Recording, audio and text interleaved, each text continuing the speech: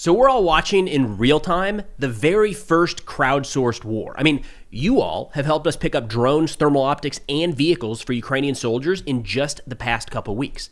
That same thing is happening in Russia. Contacts are made at the unit level, the soldiers put forward an ask, Russian civilians raise the funds and make the purchase, and then next thing you know, that pickup truck is carrying Russian assault troops forward towards Ukrainian lines. It's happening nonstop every single day. And to talk about that, we're joined today by Sam Bendett, who recently published an article titled, quote, "The Impact of Russia's People's VPK on the War." Sam is a researcher with the Center for Naval Analysis, as well as an advisor with CNA's Regional Strategy and Policy Division, where he's a member of the Russia Studies program. He's also an adjunct senior fellow at the Center for a New American Security and a senior associate with the CSIS Europe, Russia, and Eurasia program. We talk about the rise of the civilian efforts behind the Russian army, how that's transformed into a startup-type ecosystem, and the unique challenges they face trying to operate like this inside of Russia. You can follow Sam and check out his article on this subject at the links in the description below. And with that, let's get to the conversation. All right, Sam, thank you so much for taking the time here. I'm excited to get into this, the whole people's VPK. It's something that we see online, but I feel like we haven't learned a lot about. So thank you so much for taking the time today. Hey, thanks for the conversation and for a chance to discuss this topic. So as a little background, this article will be linked in the description below. This is from the Stockholm Center for Eastern European Studies. They had something called the Future Russian Way of War, and it broke it out into a couple different sections. Your article here that I wanted to focus on is called The Impact of Russia's People's VPK on the War. What is the People's VPK? So VPK is a Russian acronym for Военно-промышленный комплекс, or military-industrial complex. In other words, just your regular defense industry, your typical defense industry. And since Russia's invasion in 2022, the whole enterprise basically exposed a lot of issues and problems within the Russian military, specifically when it comes to certain items, such as tactical UAVs, tactical drones, anything and everything that was needed for the Russian military that was now fighting this more or less attritional stationary conflict starting sometime in mid-2022. So the Russian military ran through a lot of its supplies, including basic supplies, and it was also discovered that it didn't have a lot of things that actually needed. And so this is where the civil society stepped in. So People's VPK, or People's Military Industrial Complex, is the description of Russian civil society stepping in to help their military to acquire certain items, to procure certain items, to buy, and to actually manufacture and build them out in significant numbers for different units, for different formations writ large. So it's a counterpart and a mirror image to the Ukrainian civil society response, which was immediate and well organized. Russian civil society response is still sort of forming as we speak. So the audience here is going to be familiar with the crowdfunding, if you will, maybe a less academic term, the crowdfunding of the war from the Ukrainian side. We've run fundraisers on this channel, so people watching right now very well likely contributed to things like jammers and cold weather gear and vehicles. How similar, or is it even a worthy comparison, what we're seeing on the Ukrainian side versus this People's VPK in Russia? Well, it's very similar. So in 2022, as many of these problems were uncovered, people took to Telegram and other social media, but a lot of it was actually debated and discussed on Telegram. And in a very open fashion, a lot of commentators, bloggers, soldiers themselves, people in civil society were commenting on the problems that were encountered in the Russian military. And basically in the same breath, they said, we need to help our military. And they started fundraising on Telegram. They started posting, for example, a bank card number where people could donate their rubles, so that that bank card would then be used to purchase a DJI Mavic quadcopter, a thermal underwear, a medical kit, and an entire civilian vehicle that would be refurbished for the military. And then out of these efforts grew larger, more organized efforts where a lot of civil society individuals, a lot of civilians essentially with technical backgrounds, with STEM backgrounds, and there's lots of them still in Russia, people who are well versed in science, technology, engineering, math, especially engineering. They said, hey, this is what the military needs. Let's start putting together jammers, like you said, certain types of counter-UAS systems, radios, radio masts, any other type of electronic equipment, and then everything and anything that was needed by the military. And so the military took to the telegram saying, our unit needs such and such tactical UAV, and we need such and such numbers. And so there's still lots of posts on Telegram right now of Russian military basically saying we need a DJI Mavic drone or DJI Matrix. This is the bank card. Please send your money. And once we have enough money, we can actually buy something like that. These civil society efforts started purchasing and delivering to the military not just commercial drones, but FPV drones as well. So the first FPVs were assembled by such civil society efforts. And some of these civil society efforts later started assembling unmanned ground vehicles, and they still do that. They, again, assemble lots of tactical UAV and counter-UAV systems, unmanned ground vehicle systems. Some of them are even assembling maritime vessels. And a lot of fundraising is taking place still to acquire a lot of basic necessities for the Russian military. Now, again, some of these volunteer efforts basically then grew into larger, more sophisticated startups where people formed actual organizations and companies. They rented space. They started building and assembling things in that dedicated space. They had open communication, direct communication with certain military units who were then providing them feedback. And so initially in 22 and 23, this rather uneven flow of aid was to very specific units that were able to establish communication and contacts with civil society efforts. 24 onwards, there are, again, now larger efforts that grew into nationwide companies and organizations, which are now providing this aid across the front, still in a relatively uneven fashion. And this created a very significant paradox. And Ukrainian military and the government were able to deal with it in a much better fashion. That is, how do these technologies, which did not go through official certification, official testing and evaluation by the military, how do they flow to the front in large numbers, and how do they perform, right? How does the official military deal with such flows of technology directly to the soldiers? And this is where I think, to a certain extent, Ukrainian and Russian experiences diverge.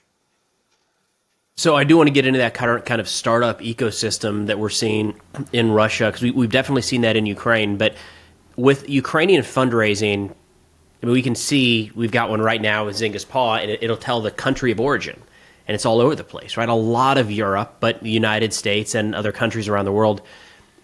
This, you might not know the answer to this. It might not be easy to track, but is it a similar dynamic with Russia, or is it the vast majority coming from Russia itself? The vast majority is coming from Russia itself.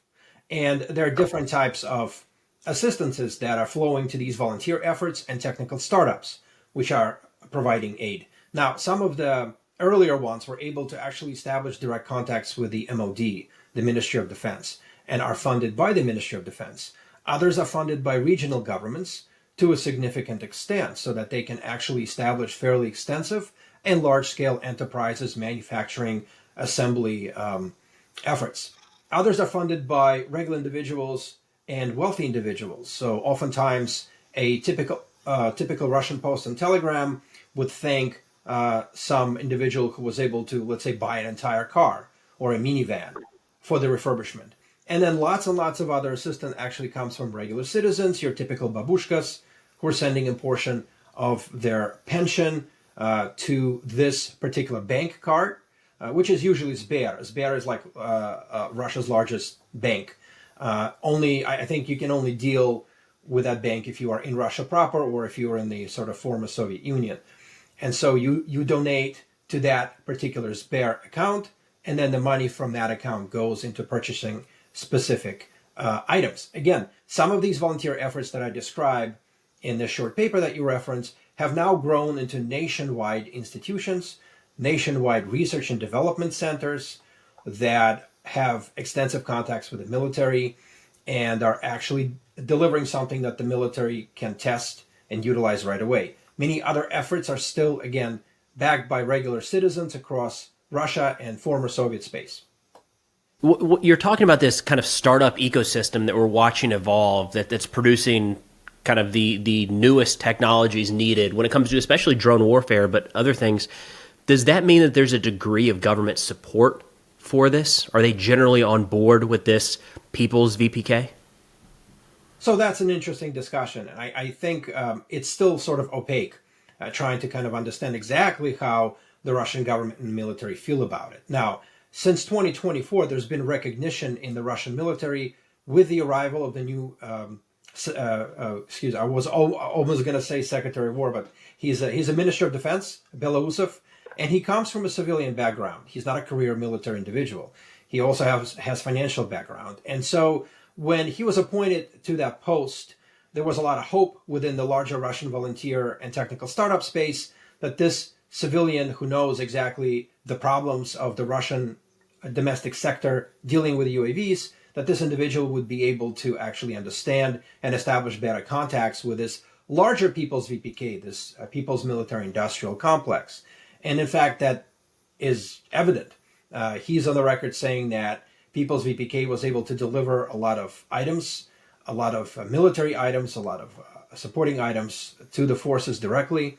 Russian president also understands the significance of this People's VPK and is also directing large defense industrial enterprises to better cooperate with this startup community. But what's interesting is that everybody understands the difference between a large defense industrial company in Russia and a typical technical startup, right? A large corporation, large defense corporation, has a long-term plan for developing a weapon. It takes years to develop it, takes years to test and evaluate it. It goes through all kinds of tests, and by the time it reaches the military, years can go by. That type of schedule is no longer applicable in Ukraine, where you have to innovate and iterate really, really, really fast. And so your entire research, development, testing, and evaluation time span has shrunk from years to now mere months and sometimes even weeks. Now, your typical startup, it doesn't have to be a military startup, but let's say an IT startup, right, or any other type of startup, is small, can move really fast, doesn't have a lot of overhead, doesn't have a lot of bureaucracy. If it receives information from the front that something has to be done right away, it can do so very quickly. However, and this is true for most small startups, they don't have enough finances and industrial capacity to scale their invention once it actually reaches that final point that the military wants. And so this relationship between larger military industrial enterprises and Russian technical startups is essentially unavoidable, in the sense that the large defense industrial enterprises can manufacture their bread and butter products for which they've been paid for years in advance. But they also need the ability to scale something and iterate something very, very quickly. And so there are now relationships established between some of the larger enterprises like Kalashnikov and some of these startups, which have matured up to a certain point. And so in that short paper, I described two such relationships. One is with the Ushkuinik enterprise. Ushkuinik is an enterprise grew out of the People's VPK efforts that's responsible for the manufacturing of Knyaz Vandal Novgorodsky, or KVN, fiber optic drone, one of Russia's flagship fiber optic UAVs that appeared in the summer of 2024. And Ushkuinik basically grew out of a relationship between several volunteers who wanted to help the military with a technical solution. Now Ushkuinik is supported by the government, by the military. They're claiming to manufacture up to 50,000 fiber optic drones a month across Russia. And Kalashnikov Enterprise has established a direct relationship with Ushkuinik. Kalashnikov also established a direct relationship with Project Archangel. Project Archangel also is one of the first Russian volunteer efforts that today trains drone pilots across the country. And Kalashnikov basically and Project Archangel have a relationship where Project Archangel will test and evaluate and select certain products from People's VPK. And then Kalashnikov would eventually scale that up across their enterprises. How that would look like, what specifically they will select, isn't entirely known. But there are other Russian military units which have a direct relationship with this larger people's VPK, and that's the Rubicon Center. Russia's most effective and most powerful UAV formation that is the bane of existence of Ukrainian drone pilots and UAV operators. Rubicon Center has a specific effort that aims to test products from people's VPK and select those that it thinks are most applicable. There are other formations across the Russian military that likewise have a relationship with certain efforts in certain Russian volunteer efforts and startup companies, where they also select and fly and operate certain types of technologies that are manufactured by these technical startups. But the common denominator for the Russian people's VPK is that they can't manufacture things at scale.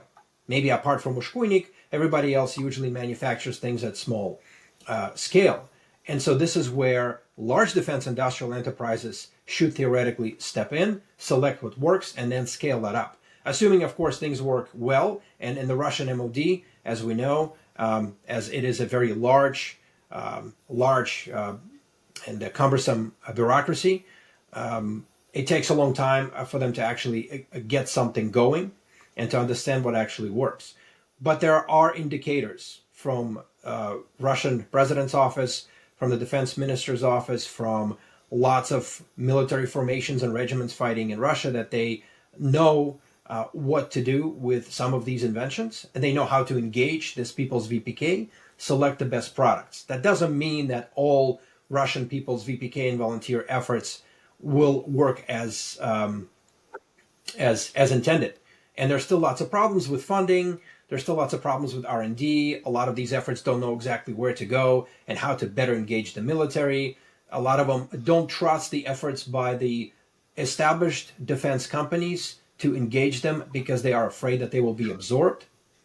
Their intellectual property will become part of the intellectual property of these large defense industrial enterprises, and they will simply be shoved aside, and their invention will be put on the shelf essentially for years to come. Interesting. So I've got two majors. Is a big Russian mil blogger, military correspondent for folks tuning in here. I just pulled up his page because I feel like every day he's got an update on his fundraising. And sure enough, it was just one of his most recent posts. UAV platoon operators of the 83rd Mechanized need popular support. Frontline soldiers ask for surveillance equipment and drones. And they're asking for thermal sights and Mavic 3 Pros. And it's dialed in, man. Like, they've got the links. Here's how much we've collected. Here's how much we've spent. Here's the routing number, all that stuff right there. Is he one of the larger or one of the more notable collectors? Yes, and this happens again across multiple Telegram channels, multiple efforts. There are entire Telegram channels which are devoted to the military requesting this type of civilian support. And I've posted that on my Twitter X feed, on my LinkedIn, essentially just a screenshot of soldiers from different formations asking for a DJI Mavic or something very specific that they need, like you mentioned. Thermal, night vision equipment, medical kits, you name it. There are volunteer efforts, for example, which purchase Russian civilian minivans, which were dubbed Bukhanka, which basically are manufactured since the 1960s. And these Bukhankas are repainted, refurbished, and sent to the front. There are efforts by volunteers to purchase motorcycles and ATVs for frontline assaults. And a lot of these assaults are actually taking place because the soldiers and the units were able to acquire this type of equipment from the civilian market.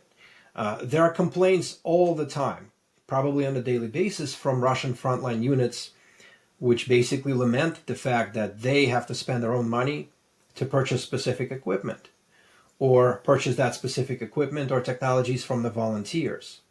So it's a very convoluted picture. On the one hand, there's the larger military-industrial complex, which supplies heavy weapons and systems and sophisticated equipment. And on the other hand, there's this need for tactical systems, which go very fast, and soldiers basically go through them very, very quickly. And a lot of these systems originate at these small-scale civilian enterprises and are actually delivered directly to the front by these enterprises to specific units, to commanders, to soldiers themselves. And there's lots of reporting on Telegram from Russian units that thank volunteers for acquiring a specific technology. And they usually basically have the box with the DJI Mavic in front of them. And they say, we are soldiers from such and such unit in such and such formation. We want to thank such and such volunteer effort for delivering this drone to us. So again, it's a rather uneven picture. On the other hand, you have Russian military using operational and strategic level UAVs, the Zala, Supercam, Orlan, ISR drones, Geranian, Gerbera, loading munitions against Ukrainians. And on the other hand, you have this need for tactical UAVs in large numbers, which are enabled by still a lot of these volunteer technical efforts. And the relationship of these volunteer efforts with the military and the government, again, is still kind of evolving. There's lots of people in the Russian government that don't trust the fact that there are now private sector individuals, just regular citizens, who can assemble what amounts to a military system, who can assemble an FPV drone, who know how to rig it, who know how to 3D print military parts for a drone, or parts for an explosive. In other words, there are a lot of questions about what to do with this knowledge in the Russian civil society, with thousands and thousands of individuals knowing how to build and possibly utilize military systems, which is what these FPV drones and quadcopters are. And so some in the Russian government had called for the full absorption of this people's VPK by the government and the military, so that there are no developments which take place outside of the MOD, outside of the military. And of course, the volunteers are pushing back, saying, hey, this is a natural extension of this war, and everything that is done specifically for the military. But there's still questions. What happens if and when these individuals become free agents? Let's assume the war ends or is frozen at a certain point. What happens to these thousands of drone operators or thousands of people who know how to manufacture and build a militarized tactical UAV? And so I think the Russian government is still kind of trying to come to terms with how to deal with this combined people's VPK effort. But some initiatives are showing the way, and I've already mentioned them, such as the relationship between Kalashnikov and Ushkunik, and Kalashnikov and Project Archangel, which are probably blueprints for how other defense companies will be dealing with some of these efforts in a cooperative fashion or in any other type of a relationship. I feel like the cat's already out of the bag when it comes to people being able to understand how to put together, fly, and operate and arm drones. Like, there's just too much information out there right now. You can try to Russia can absorb everybody they want. The internet still exists, and there's so many people with that base of knowledge. I mean, personally, I think that's going to be a problem in the United States. I think for non-state actors, this is so readily available right now. But sure, Russia, go ahead. Try to clamp down on that. We'll see if you can get a handle on it. At the beginning of the war, there were fundraisers. Especially, I saw some from Ukraine, at least. I'm sure they were probably going on for Russia. And people kind of mocked it and said, what's going on? What type of modern military needs to ask for $5 donations to continue to fight? And it seems like we blinked, and you're talking about the importance of some of these organizations. Is this still a stopgap at the 3.5-year mark, or almost 4-year mark? Or is this maybe a sign of the way that war is trending in the future? I think it's a sign of how unique this particular conflict is. Okay. And it is a sign of, it's a reflection of the fact that this war has lasted years, that a lot of equipment was quickly spent and needed to be replenished. A very specific type of equipment, something that regular militaries were not ready for, were not preparing for, or didn't even know they needed it. I'm talking about FPV drones. The manufacture of these FPV drones in staggering numbers on both sides is still done mostly with Chinese commercial components, which could be readily acquired and purchased on Chinese commercial online marketplaces. And so this particular conflict, again, is unique to the actors involved and to the conditions that shape this particular war. Now, other conflicts may unfold differently. They may not last that long. But we also don't know what we don't know, right? In 2021, none of us would be talking about FPV drones in the millions. None of us would be talking about DJI quadcopters in the hundreds of thousands. None of us would be talking about the entire supporting infrastructure needed for equipping these tactical drones with essentially explosives and other parts. It just wasn't in the picture. We didn't think that was necessary. 5 years ago, when we talked about military drones, or drones in general, we talked about very specific types. The more expensive, larger ones flown by United States, China, and a handful of other countries, and loitering munitions, which showed themselves in the Nagorno-Karabakh war in 2020. Again, even as some of the non-state actors were using commercial UAVs going back probably a decade in the Middle East and other parts of the world, it wasn't really done at scale that we're witnessing in Ukraine. So in many ways, what we are seeing, this mobilization of civil society, is a reflection of very unique conditions that shape Russia-Ukraine war. Other conflicts may be quite different and may not need to lean on civil society, if at all. Especially, for example, a military clash between the United States and China in the Indo-Pacific region. That would be done entirely with military-grade systems. But again, this is a reflection of how this conflict evolved and what it is today. And the civil society assistance to the military is also a reflection of some of the very significant gaps that became apparent and that needed to be closed as quickly as possible. And I mentioned earlier that the Ukrainian and Russian experience with People's VPK has diverged. And so Ukraine has actually established platforms that enable a lot of commercial and civil developers to present and test their technologies for their military. Platforms like Brave One, platforms like United 24. There's a constant testing and evaluation that's taking place by the military of these civilian grade or technologies made from civilian components. In Russia, there's a semblance of a platform like Brave One, but not quite exactly the same. And so the relationship between the MOD and the civil society is uneven and is still evolving.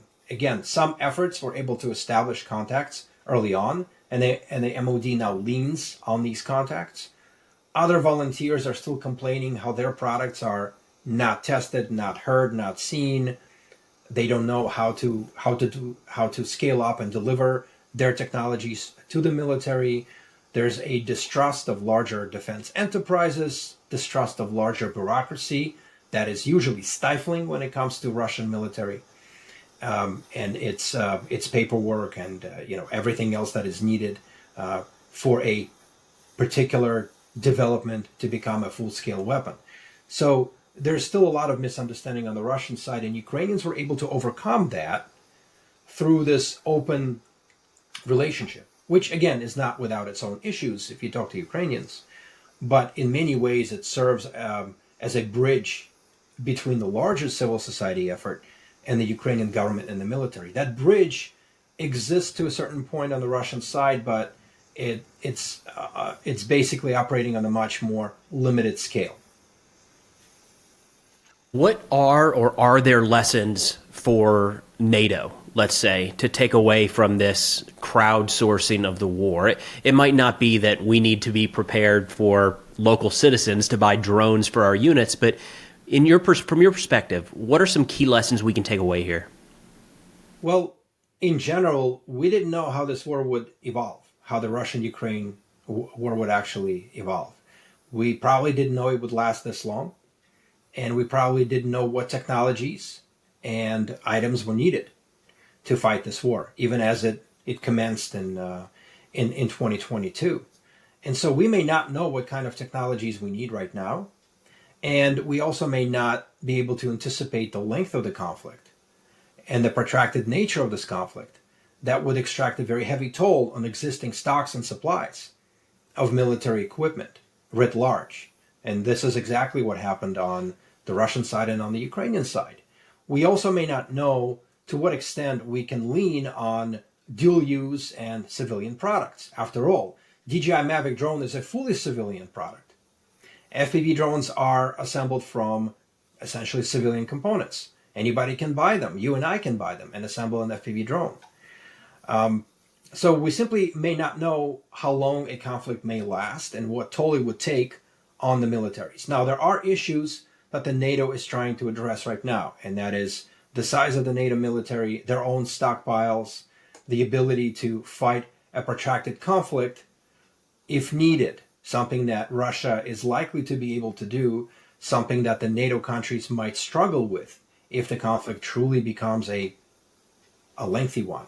So again, lots of questions and lots of issues. I've studied the concept of UAV employment by the Russian military probably since 2016 onwards. And again, I did not anticipate, nor could I actually see the emergence of millions and millions of FPV drones as tactical elements in warfare, because that was not on the board. Whenever we talked about Russian military UAVs, we talked about larger, expensive systems, or some of the more operational level ISR drones, which are still flying in Ukraine. We didn't really discuss UAVs in the millions. No one did. No one could. So there's a lot of issues that we may not foresee right away that would become quite relevant and quite salient very quickly. I feel like the simple lesson learned from so much of this conflict is stay flexible and be ready to adapt. Easier said than done. And that's what Ukraine has done really well. It has done really well. That's what the Russians are trying to do as well. It's fascinating. This is really interesting, Sam, because it's something that's kind of in our face every day for people that are following the war, but I had no idea kind of the depth and the nuance of this Russian people's military-industrial complex. Is fascinating. So thank you so much for taking the time today, sir. Thank you. So thank you again so much to Sam for taking the time to walk through all of that. It's pretty fascinating, I think, to see, we have a pretty good idea of what the fundraising and the sourcing for soldiers at the front looks like on the Ukrainian side, much murkier on the Russian side. So really cool that Sam is digging into that. And again, head over, check out his profile on X. He's documenting this day in and day out. Excellent resource on the subject. But that's all we got for now. Thanks for watching, and I'll see y'all next time.